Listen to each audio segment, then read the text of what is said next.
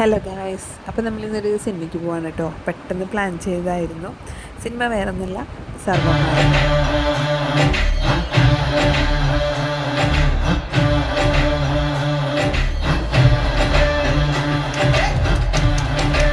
നല്ല അടിപൊളി സിനിമയായിരുന്നു കേട്ടോ. അത് കഴിഞ്ഞിട്ട് നമ്മൾ മുൻപ് കാണാൻ പറ്റാതിരുന്നൊരു പുൽക്കൂട് കാണാനായിട്ട്, അതായത് നമ്മുടെ ഹോളി ഗ്രേസിൻ്റെ പുൽക്കൂട് കാണാനായിട്ട് നമ്മളിതാ ഭയങ്കര എക്സ്പെക്റ്റേഷനോട് കൂടി കയറിയതാണ് കേട്ടോ.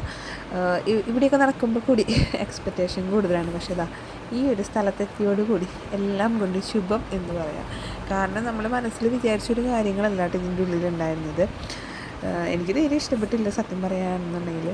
ഒരു രസം ഉണ്ടായിരുന്നില്ല കാണാനായിട്ട്, പ്രത്യേകിച്ചൊന്നുമില്ല. പക്ഷേ ഇത് കംപ്ലീറ്റായിട്ട് പുറത്തൊക്കെ ഫുള്ളായിട്ട് മൂടി കെട്ടിയോണ്ട് നമ്മൾ വിചാരിക്കുന്നത് ഒരു വലിയ സെറ്റപ്പാണെന്നൊക്കെ വിചാരിക്കും. പക്ഷേ പ്രത്യേകിച്ചൊന്നുമില്ല. കുറച്ച് എന്താ പറയുക, കുറച്ച് അവിടെ ഇവിടെയൊക്കെ എന്തൊക്കെയോ ചെയ്ത് വെച്ചിരിക്കുന്നു എന്നല്ലാണ്ട് എനിക്ക് കൂടുതലായിട്ടൊന്നും തോന്നിയില്ല.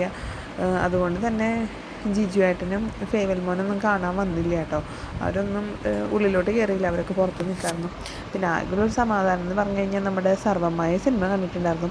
നിവിൻ പോളിയുടെ ഒരു ഗംഭീര ഒരു കംബാക്കാണ് അതിൽ കാണാൻ പറ്റിയത്. കാരണം അടിപൊളി സിനിമയായിരുന്നു. എല്ലാവരും പോയി കാണാം.